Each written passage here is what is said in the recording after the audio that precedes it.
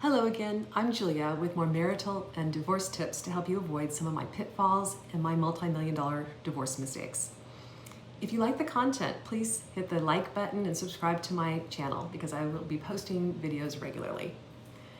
If you have been a wife who gave up your career to stay at home and raise children and run the household, even if you both decided you didn't need to work because you didn't need extra income, be extra diligent upon divorce, especially if the finances are primarily in control of your husband.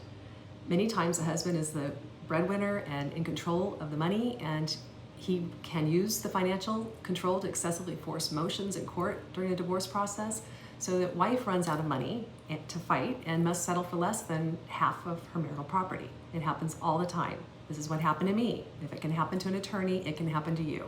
And this is why I'm so passionate to educate other women on how to avoid the pitfalls I experienced, because I completely trusted my former husband, and I never imagined that he would treat me as anything but equal upon divorce after my years of dedicated service to the marriage and raising our 4 fabulous children.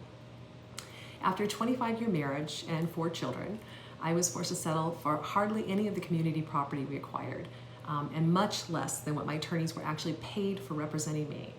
I knew we had acquired a lot of properties, but I didn't know what the value was. My former husband was in control of almost all the finances during our marriage, and upon divorce, again, I didn't even know how much we created together until his final income disclosure, and that was filed a month before the divorce was final. And I didn't think to put aside money before we talked about the divorce. I didn't even have enough money in my account to pay for a retainer fee to hire my own attorney. Very early on in the divorce process, I had to bring an action to go to court to actually get living expenses, money to live on, because my former husband canceled my credit cards and access to our joint bank account. He took all the money in it and never saw it. After forcing expensive court action and settling on the court steps at the last minute, he finally agreed to give me money for living expenses, but it took a court action to force him to do it. My monthly stipend, though, was almost a quarter of what the system said I was entitled to for alimony after such a long-term marriage. So for the next 4 years, I had to run to court numerous times for enforcement of court orders, for his unilateral sale of property that we purchased during the marriage, to stop him from renting out the home as an Airbnb the week that I was not in the home. We had a nesting agreement, and also to even purchase the family home at full price, I might say. He refused to accept my offer, even though there was nothing else on the table. And I even had to go to court to protect our children and prevent him from coming back to the home when he had COVID at the very beginning of COVID. And there was so much uncertainty about the illness at that time and its effects.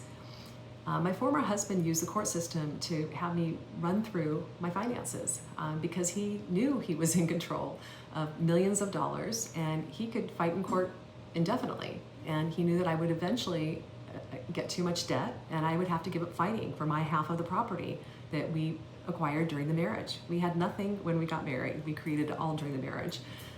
There are many things that women should know before they divorce, and some great practical strategies that should be implemented before any discussion about divorce, especially if you have been a stay-at-home mom. So click subscribe to receive notice of my videos, and if you would like to book a free consultation, see my link in the description below, and I would love to talk with you personally. Thank you for chiming in today, and be well.